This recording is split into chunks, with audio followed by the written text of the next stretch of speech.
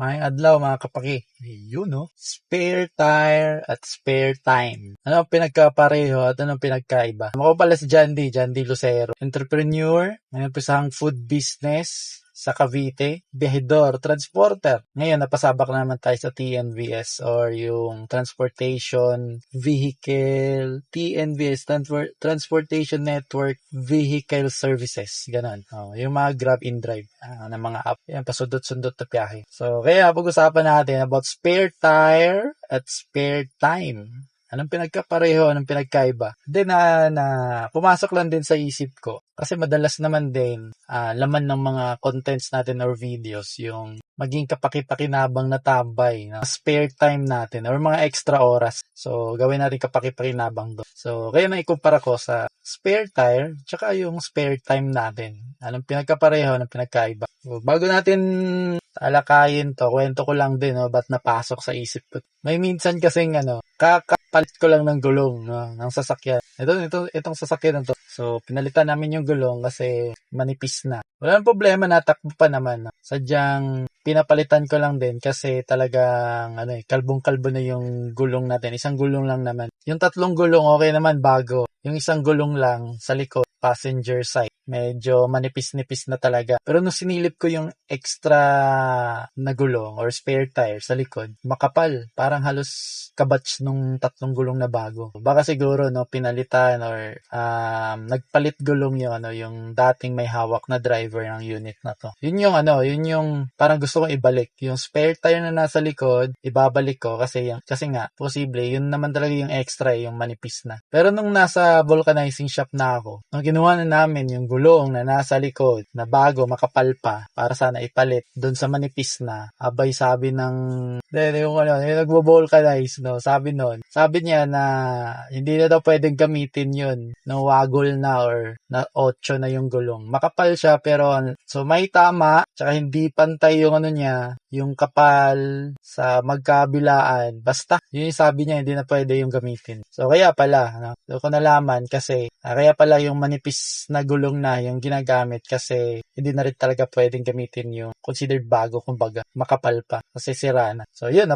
napabili kami ng gulong tuloy. Kasi yung manipis na gulong na gamit-gamit, sabi din nung nasa vulcanizing shop na hindi rin pwedeng yun yung pang biyahe araw-araw, Pwede yung pang extra tire or spare tire para at least pag may nangyari, na-flatan ka, maitatakbo pa rin papuntang pinakamalapit na vulcanizing shop. Pero yung pang araw-araw talaga buong araw, hindi pwede yun. Kaya yun, so napabili ng bagong isang gulong, yun yung ginamit, tsaka itong manipis na, yun naging spare tire. Kinabukasan, maaga alis ko kasi may din ako ng airport. So, labas na ako. Wala akong kamalay-malay. Ewan ko kung saan galing pa. Pero malapit lang naman din yung pupuntahan ko or susunduin ko para ihatid ng airport. Siguro mga 3 or 4 kilometers away. Kabilang village lang or subdivision. Doon ko lang naobserbahan, nung nakarating na ako sa bahay nila, na flat pala yung gulong na pinalit. At second hand lang din siya na gulong, medyo makapal pa. Pero nung yun nga, pagdating ko dun sa bahay, ihatid ko ng airport, flat tire siya. Buti na lang din nakapag-decide kami na ahead of time, na yung sasakyan niya yung gagamitin namin papuntang airport. Then itong unit na to, iiwan dun sa bahay nila kasi kasama din naman yung pamilya niya. Medyo malaki. 7-seater yung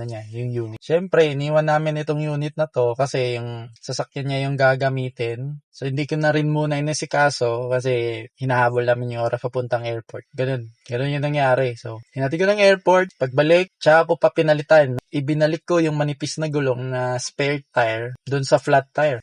Para lang maitakbo at maibalik doon sa vulcanizing shop na binilhan din namin ng gulong na yun. Second hand na gulong, medyo makapal pa. Pero yun nga, bakit naging flat? Parang back job, kumbaga nasa isip ko back job or baka may problema din talaga yung gulong na yun. So, ayun. So, napalitan, naibalik yung manipis na gulong, binalik ko rin sa vulcanizing shop, pina-check yung na-flat na gulong, at ang sabi niya, bumigay, hindi kinaya or baka may diferensya siguro yun. So, naghanap kami ng bagong second-hand tire, medyo makapal, para yun yung isalpak na. So, ganoon, napalitan, bagong second-hand na gulong. Imagine, bagong second-hand na gulong. So, naging spare tire na naman yung manipis na gulong, na isalpak na yung bagong second-hand na gulong. Which is, Sakto naman, no? Hindi na naman din nagka-problema, no? Along the way. Pero yun nga, sa sasakyan, di pwedeng walang spare tire talaga. No? Four wheels, kotse, mga sasakyan, meron talagang extra tire or spare tire. Unlike sa motor, wala ka namang, di ba? Ang motor kasi, wala namang spare tire na mapaglagyan, di ba? Bulky na pag nagdala-dala ka pa ng extra tire sa motor, di ba? Pag na-flatan ka ng motor, itatakbo mo talaga yun ng flat or hahatakin papunta sa pinakamalapit na vulcanizing shop. So, yun yung hassle, di ba? Yun din yung importansya ng spare tire sa sasakyan. No? So, kung wala kang spare tire o hindi kondisyon yung spare tire mo, so talagang tatanggalin mo yung flat na gulong, di ba? Dadalhin mo sa vulcanizing shop para mapagawa bago mo maisalpak ulit. So, yung isa sa malaking tulong, no? Isa sa malaking papel ng spare tire sa sasakyan. So, at least pwede mo maitakbo yung sasakyan mo papunta sa pinakamalapit na vulcanizing shop para mapagawa, maisaayos yung gulong na flat. If ever mangyari man, may mangyaring ganun. So, may purpose talaga yung spare tire sa sasakyan. Malaking tulong din talaga. Ganun talaga yung papel niya. So, speaking of spare tire, so parang doon ko na-realize no na malaki pala talaga yung importansya ng spare tire sa sasakyan. Pagdating naman sa spare time natin, extra time natin, may pagkakahalin tulad din sa spare tire. May malaking importansya din yan. May malaking papel, may malaking tulong na may bibigay sa atin. Difference lang with the spare tire. Ang spare tire talaga specific yung papel niya, specific yung tulong na may bibigay niya. With spare time, sa spare time natin, may malaking ambag din yan tulad ng spare tire.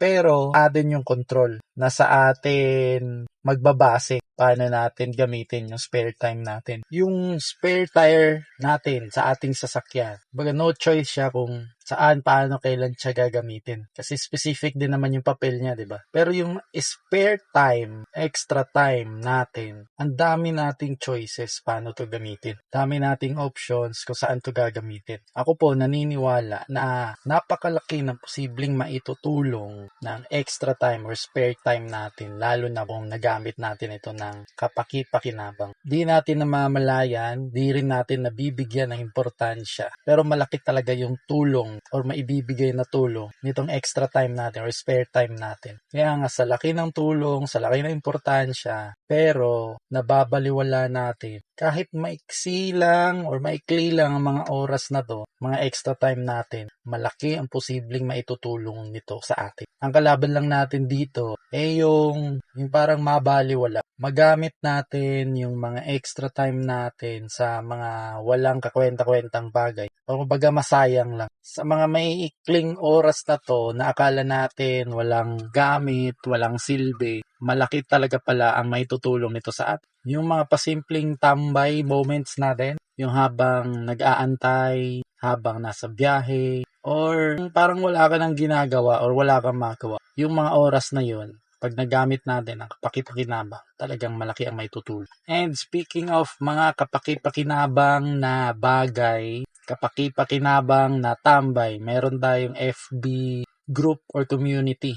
Pwede po kayong sumali doon. Pag-usapan natin mga kapaki-pakinabang na mga bagay. Share din kayo, pwede kayong mag-share doon, magtanong ng mga ideas or concerns. And also, for more kapaki-pakinabang na mga contents, no, you may follow our FB account, John De Lucero, and YouTube channel natin, John De Lucero. Biyahe ulit tayo. Para sa inyo, ano ang pagkakapareho at pagkakaiba ng spare tire at spare time? Share your thoughts, comment down below. Sana okay kayo dyan, maging okay kayo dyan. Ito po si Jan. Daghang salamat!